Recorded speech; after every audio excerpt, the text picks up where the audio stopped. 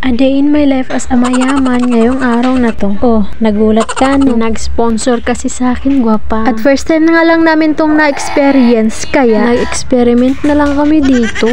Mag-overnight nga pala kami dito, mga gwapa. Ano yun? Swimming? Oo, te. Swimming. At dito nga, hinahanda nga namin yung kakainin namin. Alangan namang hindi kami kakain. At bakit naman napunta sa usapan yun? Dito nga, ay busy-busyhan nga muna kaming dalawa dito. Over ka nga. Asim! At itong anak ko nga ay kinukulit nga ako dito kaya pinag-voice over ko. Ilang minuto ba, mga isang oras?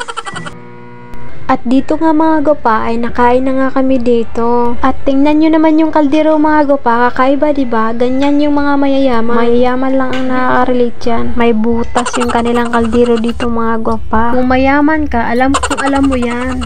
At dito nga ay tudukain na nga ako dyan at ang dami nga ng bahaw na naubos ko dyan mga gopa. Syempre, minsan lang mangyari to kaya sulitin mo na. Halos nga maubos yung isang kaldero sa kain ko dyan mga gopa. At dito nga ay naghugas na nga ako. Oo, maghugas tayo. At hinugasan ko na nga yung mga pinagkainan namin mga gopa. Oh, saan ka pa? Mayaman ka na, masipag ka pa, maganda pa.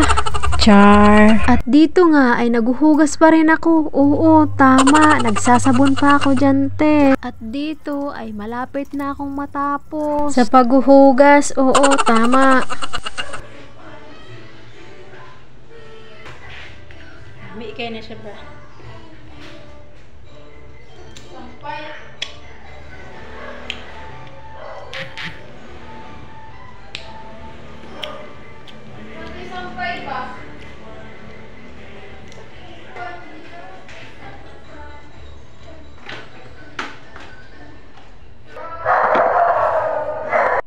Dito nga ay bibihisan ko nga dito yung aking makulit. Dahil kanina pa yung damit niya at gabi na kami matutulog na din. Kaya bihis time muna.